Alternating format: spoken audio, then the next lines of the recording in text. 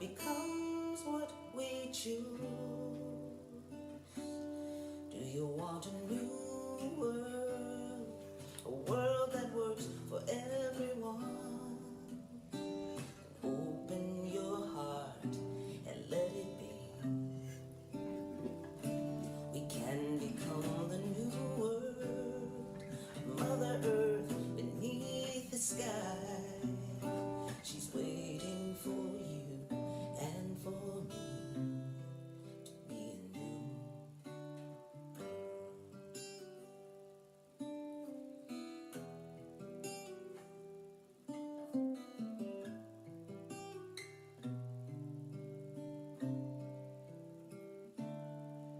Our dreams light the path for us to walk on. Our songs help our spirits align.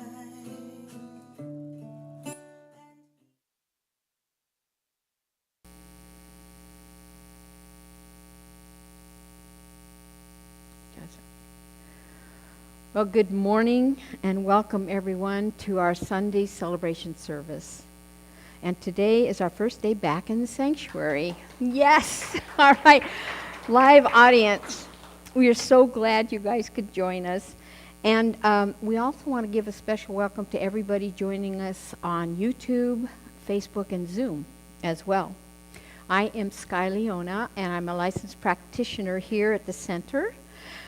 We're located, maybe some of you didn't know this, but we're located in the Live Oak neighborhood of Santa Cruz, and we honor the native tribal land of the Ama Mutsun, and where the center, this building occupies.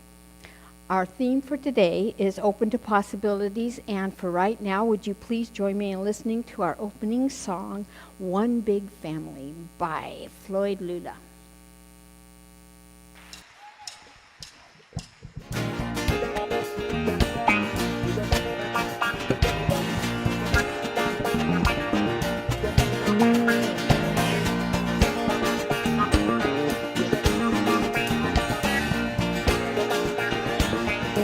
Sing it if you know it.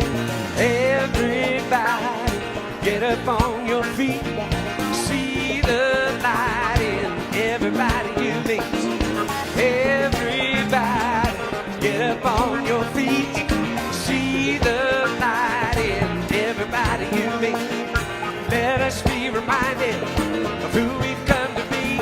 We are love, we are one big family. Hey, hey. Yeah, yeah, hey, hey, hey, yeah, yeah, sing it.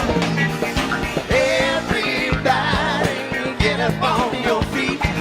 See the light in everybody you meet. Everybody, get up on your feet. See the light in everybody you meet. Let us be reminded of who we come to be. We are love, we are one big family. Hey, hey, yeah, yeah. Hey, hey, hey, yeah, yeah. Let us make a joyful sound. Here we stand on holy ground. Let us make a joyful sound. Here we stand on holy ground. Let us make a joyful sound. Hey, hey, hey, hey. Everybody, get up on your feet. See the light in everybody you meet. Everybody, get up on your feet. See the light in everybody you meet. Let us be reminded of who we've come to be. We are love, we are one big family. Hey, hey, yeah, yeah. Hey, hey, hey, yeah.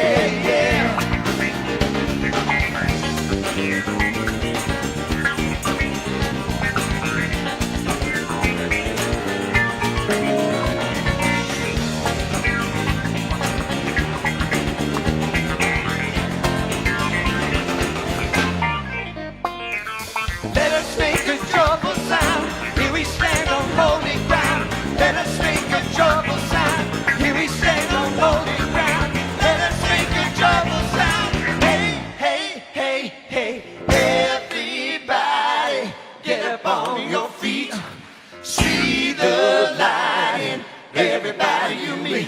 Hey, hey, yeah, yeah. Hey, hey, hey, yeah, yeah.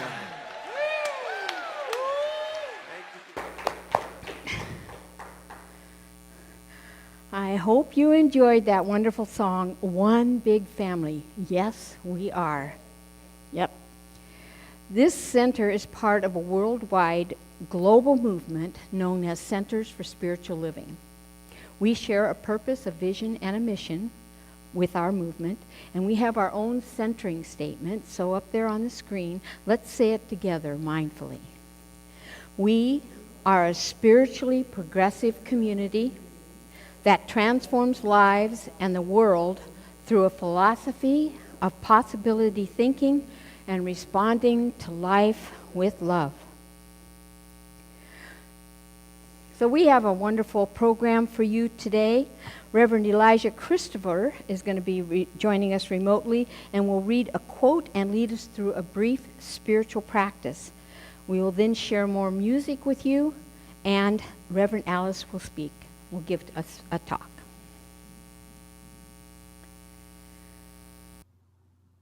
And so good morning. I invite you to take a breath as I read these words and we go into a moment of prayer. The Christ is here. It is your very own consciousness when human thought is stilled. Where human effort ends, the activity of the Christ as you begins. And so, my friends, I invite you to take a deep breath in and let it go. Take another deep breath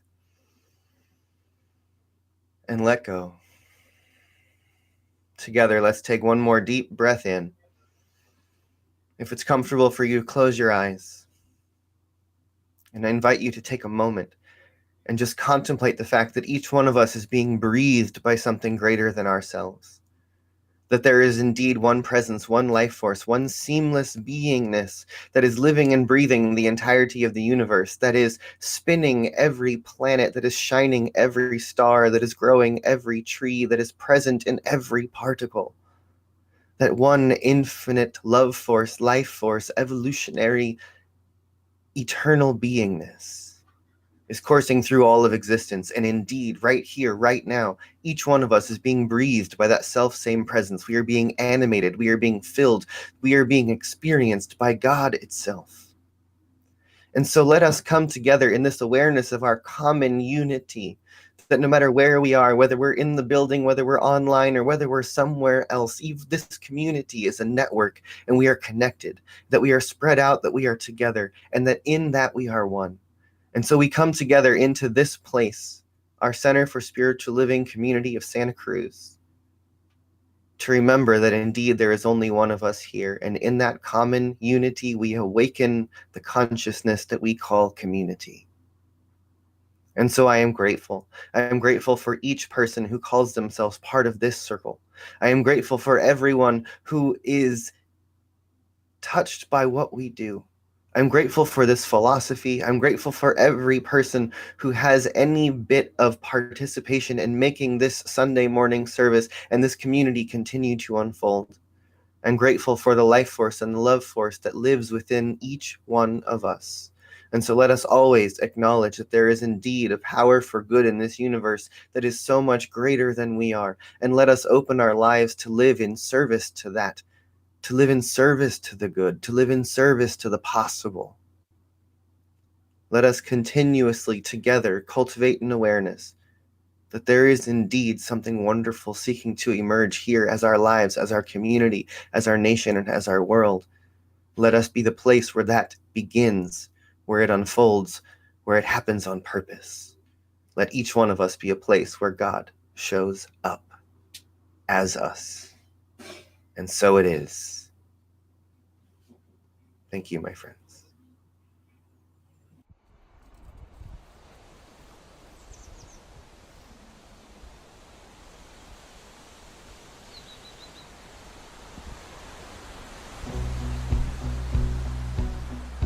First your heart goes cold,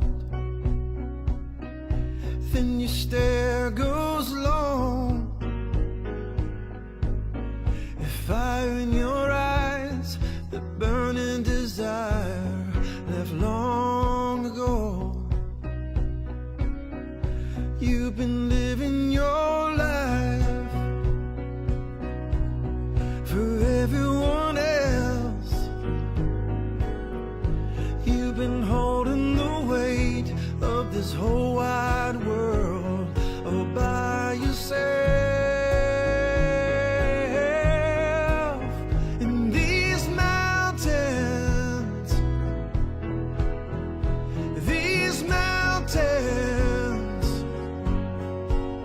that you carry on your back, you were only supposed to climb. You were doing your best, but it was never enough to please the one in your head scares you half to death, the one that doesn't exist. It's only up in your mind, the one that drains your cup and always puts you back at the end of the line.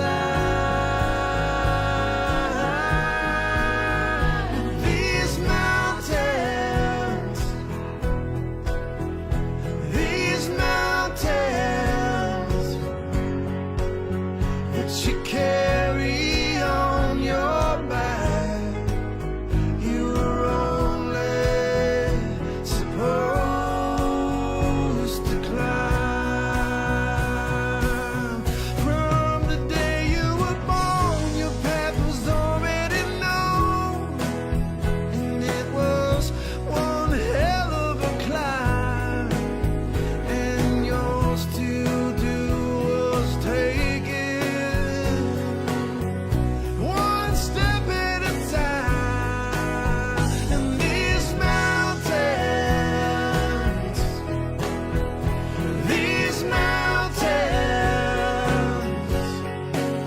that you carry on your back, you were only supposed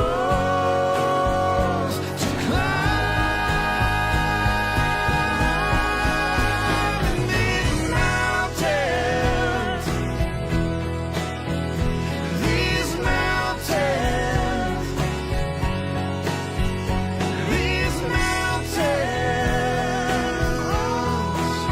these mountains that you carry on your back, you are only supposed to climb.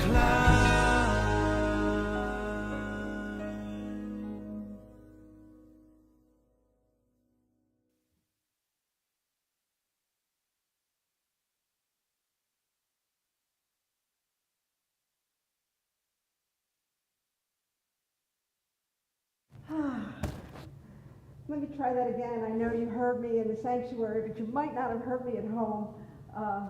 I'm really excited to have you here in our sanctuary again. We're open again. How about that? Woo! Now we're still being cautious. We're still being safe. We still have to wear masks and social distance, but we're able to take that one step closer to what is going to be our next yet to be here as a community. So yes, it's something to celebrate. Thank you. It's, boy, I know everybody's saying this, but it's been quite a year. It has really been quite a year. It is a year that I will never forget. And as I was thinking about and reading about and kind of keeping my finger on the pulse about what's going on in the world, I came across this really interesting New York Times article. Maybe you saw it too. It was a research study about the U.S.'s news media bias. Now, news media bias is nothing new to us, but I thought it was interesting in that they were specifically looking at how we reported on the COVID virus, and that the U.S. news media was was actually more biased to what my dear friend BJ used to call awfulizing the situation than other countries, the UK and other news media they were doing a better job of reporting all the facts. I'll put it that way. And the research study was careful to say that there wasn't any fake news going on, but what they were seeing was that we have this propensity to lean into the awful, to lean into the negative. The article also talked about how it wasn't just the media, it wasn't all their fault, that consumers of media sought out the worst news stories. Not me, and probably not you. Yeah, probably all of us did that at one point or another. And so I was really struck as I was looking at that article about the awfulizing of the news. It sort of struck me how it really spoke to cause and effect and our relationship to it. I bet you're with me already where I'm going with this. Most of us have this relationship with cause and effect in that we first enter into that process with from the level of effect. I am about to get schooled with my mic. Excuse me. Go to the handheld mic, please. Say that again. Go to the handheld mic, please. No, I don't want to. Yeah. I'll fix this mic. It's fallen off my ear, hasn't it? Yeah. Okay. Where is the mic? Here it is. It's on my chest.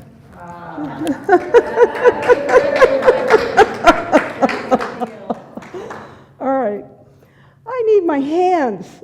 So thanks, everybody. So we're talking about this news story. We're talking about the laws of cause and effect. We're talking about how our teaching reflects exactly what this news story talked about, that we enter into our relationship with cause and effect at the level of effect first. We're first introduced to what we're experiencing in the world around us, and we begin to connect with it then. And if we're not mindful about our thoughts, if we're not paying attention, we'll just ride whatever relationship we've been introduced to with whatever we're experiencing right back into the cycle of cause, and we'll help recreate it. But if you're a student of the science of mind, if you're a student of this philosophy, you know that it's more important for us to pay attention to our thoughts and to actively engage in what we are choosing to think and what we're choosing to believe. And so as we look at this relationship with cause and effect, I think it's important to recognize that when we're working with conditions, when we're working with the effects out in the world, it's going to be very easy for us to become colored by what we are seeing and hearing from others and from outside of ourselves. And if we're not intentional, if we're not conscious, we're going to just continue to perpetuate what it is we're hearing and seeing out in the world and awfulize. Or sometimes, what some folks do is they're in denial, right? They just don't watch the news, they don't pay attention to anything that's going on in the world, and they're in complete denial about whatever conditions might be they're experiencing. And I think there's a sweet spot in between those two places. And speaking of denial, I recently sold my house, sold in Maryland, and so in that process, as I was beginning to sell my house, I decided to enter it very intentionally. I knew what I was going to ask for. It's a 200-year-old farmhouse. I sold it as is. I priced it on the low end of what it'll appraise for, and I knew that that's exactly how I wanted. I wanted a transparent relationship with this process and whoever was going to be buying my house. And I received 2 offers. And one offer was a cash offer, and that means they're going to give you cash, no questions asked, and they'll take your house. It's real easy, real clean, but it was less than my asking price. And the other offer gave me what I was asking, but they needed a conventional loan and an appraisal. And I knew which one I was going to take. I was really clear about what I wanted. I knew what I was asking for, and somebody was offering me what I was asking for. That's the one that I wanted to take, yet I had an advisor that was really wanting me to strongly consider that cash offer. It was simpler. There weren't going to be any more complications. It was going to be really straightforward. And yet I was really clear, and finally in exasperation, that advisor said to me, "You're just in denial." And my answer was, "You bet I'm in denial. I'm in denial that any condition can stand between me and my intentional ask. I'm in denial of the power of that condition to overcome my intention." And so when we're looking at this world of cause and effect, when we are entering into that, we need to pay attention to where we are on that scale of what's happening out in the world and what our clarity is around our intention and what we're trying to create and what we're trying to experience in the world. I was led to my book here, The Essential Ernest Holmes, and it's a great book, and in it he has a little excerpt from a speech that he gave in 1931 to a number of ecclesiastical graduates. And so I want to read this little piece to you. It was as true in 1931 as it is today. The practice of religious science is quite different from the popular concept of it. Those who are unfamiliar with this practice often misunderstand and misinterpret its meaning. It is a popular belief that those who practice this science are a class of people who declare that everything is perfect, when, as a matter of fact, everything in the objective experience of the human race is not perfect, and indeed is far from being perfect. The popular idea of the practice of spiritual science is entirely a misconception. A religious scientist is not one who assures himself that wrong is right, that evil is good, that limitation is freedom, that bondage is liberty, or that sickness is health. He does not claim that our objective experience is an illusion, but he does make this claim that behind the phenomena of human and material experience, behind the slow and persistent process of evolution, there is, as Emerson stated, one mind common to all people. He claims that this mind is perfect and that he has access to it in this mind, capital M.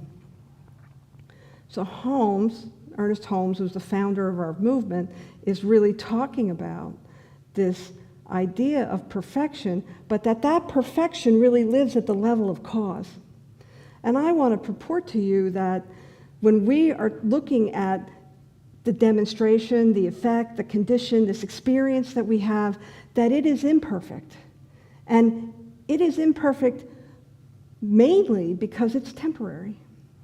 Because everything is constantly being recreated from that place of cause. And so mind and thought and that creative process that moves in as and through us, it drops down into the level of condition and effect, but it's only there temporarily. We can reaffirm it over and over again if it's something we want to experience. Or sometimes what happens is we don't know better and we continually reaffirm something we don't want to experience over and over again.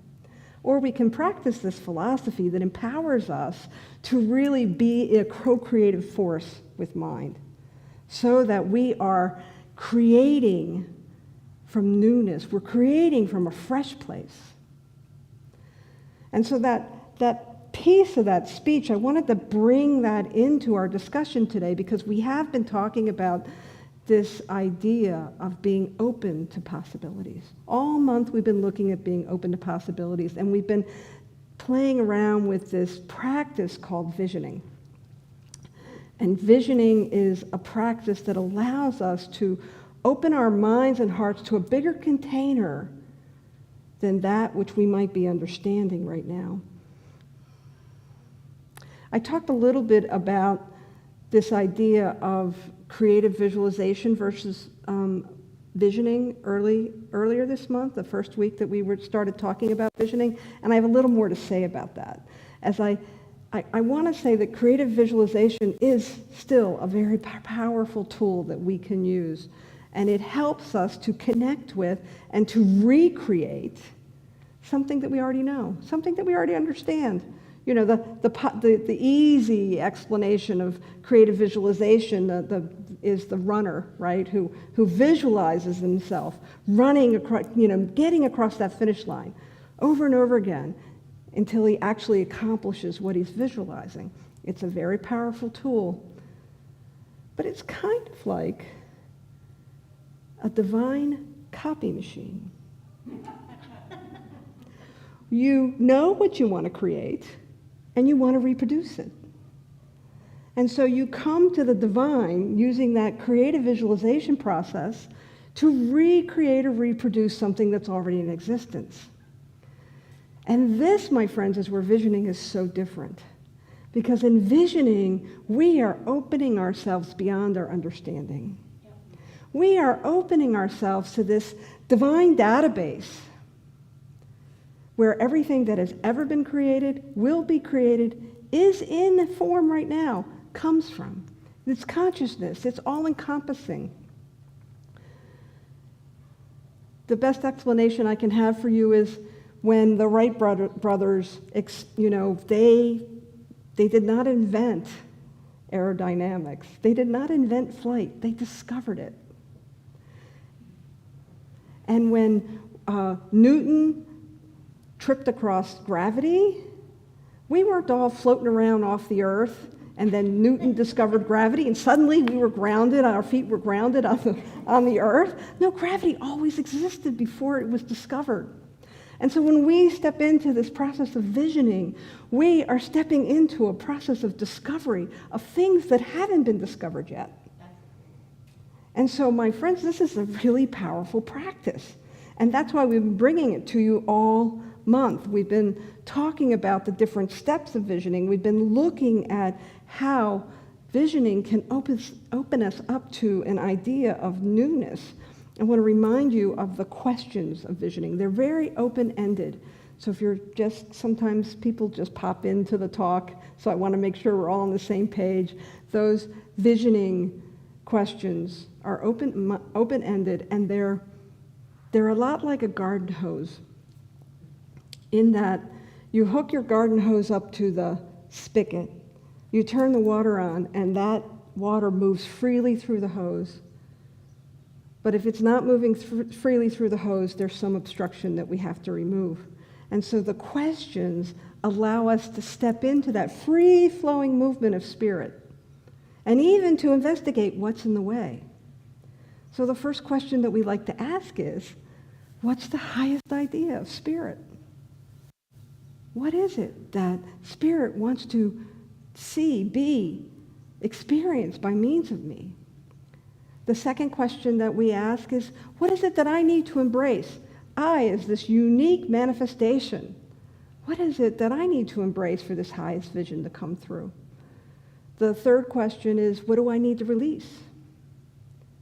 And when we are looking to what it is to release, it's like looking for the kinks in the garden hose.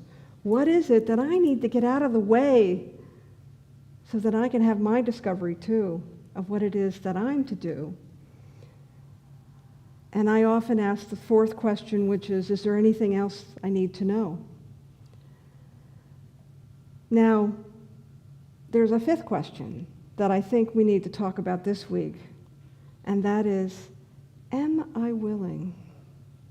Am I willing? Am I willing to be that place where God shows up as in the form of this visioning? Am I willing to allow that flow to move through me freely? And there's an important distinction between willingness and willfulness. Willfulness is when you are using God and your talents to create something that you already understand, like that divine copying machine that I was talking about earlier. Willingness is an openness that we step into so that we can allow God to move through us freely, so we can allow spirit and creation to create by means of us. And we were meant to be creative. I looked up the definition of creation. It's the action of or process of bringing something into existence. We're not talking about recreating something. We're talking about bringing something into existence. And so as we step into this place of visioning, we really want to ask that question, are we willing? Are we willing to be that place where true transformation happens?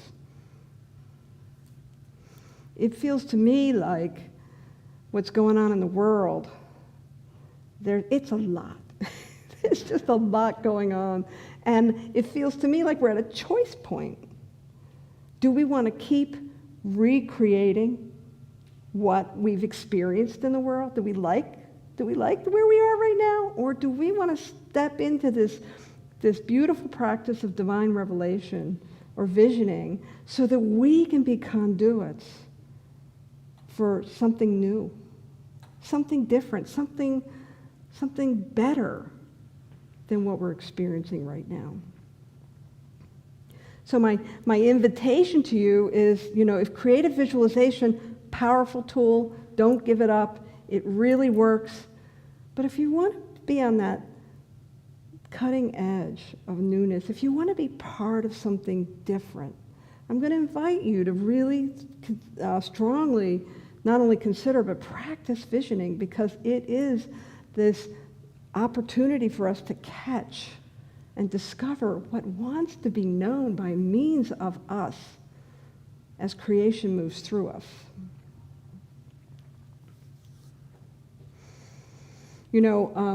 Today and throughout this week, many of our fellow human beings are celebrating things like Passover and Easter. And when I think about Passover, it's that remembrance of freedom from slavery. And Easter is that celebration of transcendence over death. And yet we still struggle with bondage, and we still struggle with death. And here I am talking about this really powerful transformational process called visioning, where we can transcend any condition. And so I think Passover should remind us that we're born free. And Easter should remind us that we never truly die. And visioning can lead us into a practice where we can tap into that true freedom, that place of eternality that we are meant to live from. Are you willing? That's a big question. I know. These are big ideas. So I think the appropriate place to take them this morning is into prayer. So thank you very much. It's really great to have you back in the sanctuary, and let's go ahead and pray. And so I'm going to invite you to take a breath and close your eyes.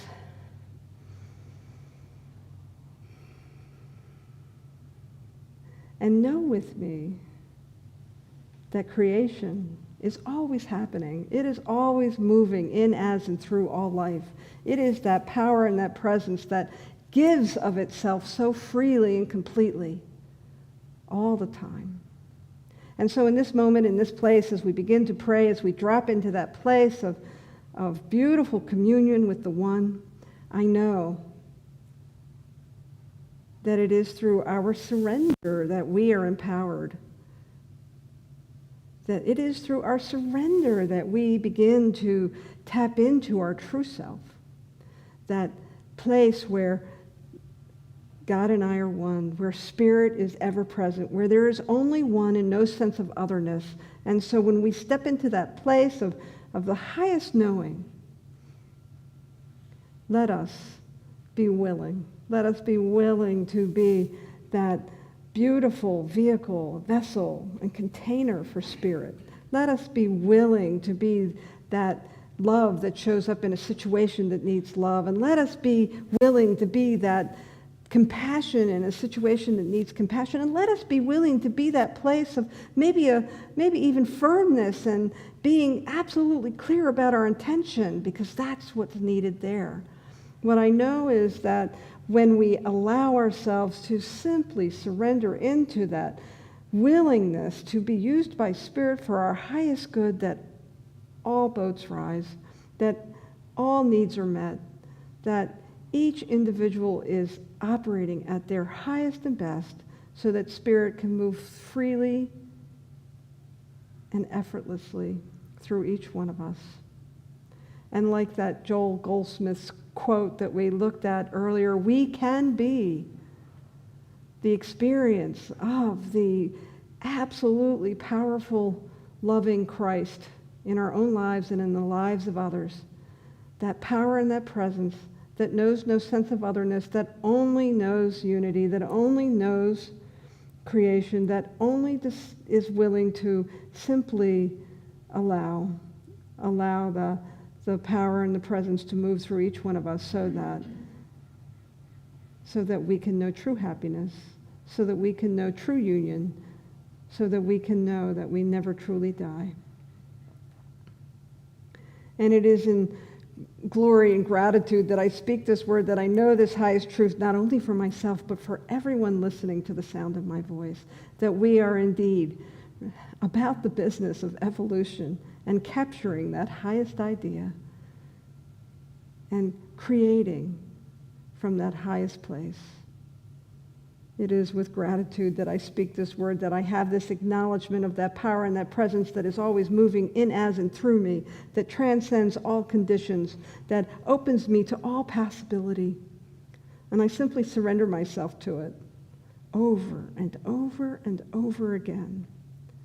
And my heart is filled with love, and I experience that love wherever I go. We simply anchor this in that same power by saying together, and so it is. Thank you.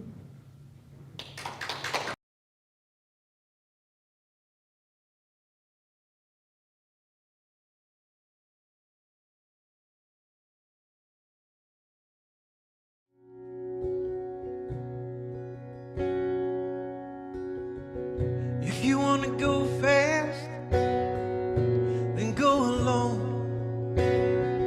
If you want to go far, you better bring somebody else along. 'Cause in the moment of darkness, in the moment of truth, you think you're lucky stars that there's someone there with you. There's a beauty in numbers it's impossible to deny. It takes two hands to applaud and a pair of wings to reach the sky. Where there was one, there will be many. Where there was nothing, there will be plenty. When me turns the weed like the roots from the tree and pushes everything up from underneath, well, together we rise, together we thrive. We believe in circles, 'cause circles take no sides. Together we win when everyone is in, when every little hand and every little heart touches every little piece and every little part now.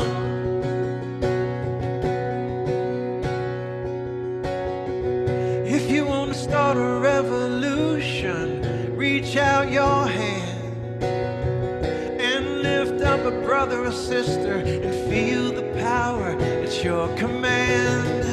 If you hold a vision, show everyone what you see and watch the tribe come alive to turn your dream to reality. Where there was one, there will be many. Where there was nothing, there will be plenty. When me turns the weed like the roots from the tree and pushes everything up from underneath, well, together we rise, together we thrive. We believe in circles, 'cause circles take no sides. Together we win when everyone is in, when every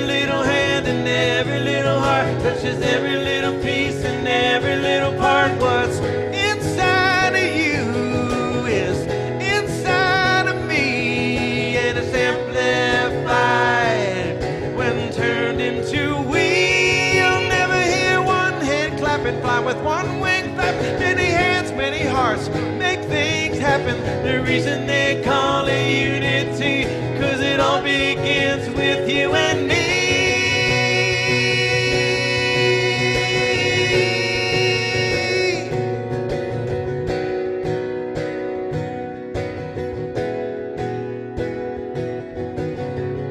If you wanna go fast, then go alone. If you wanna go far, you better bring somebody else along. Together we rise, together we thrive. We believe in circles, 'cause circles take no sides. Together we win when everyone is in, when every little hand and every little heart touches every little piece and every little part now. Together we rise, together we thrive. We believe in circles, 'cause circles take no sides. Together we rise, together we thrive. We believe in circles, 'cause circles take no sides.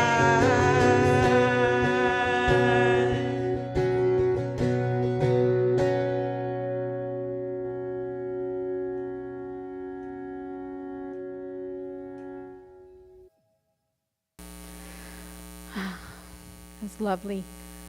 Now it's time for our abundance affirmation. If you read it with me, please.